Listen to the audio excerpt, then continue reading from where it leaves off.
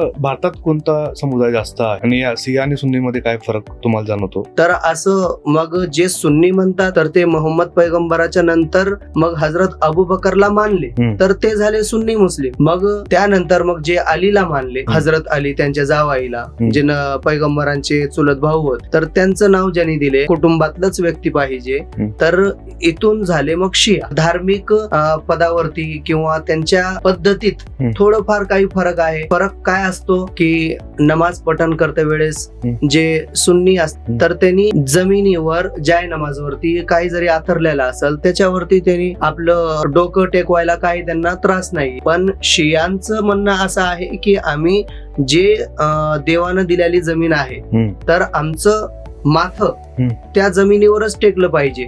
त्याच्यासाठी काही जरी आथरलेला असेल तर त्यांनी एक मातीची टिकडी ठेवतात तिथं, एक पोळी म्हणून अशी बनवलेली असती. नमाज पठण करता वेळेस तिथं त्यांनी ते टिकडी ठेवायची आणि त्याच्यावरच आपलं डोकं ठेवायचं.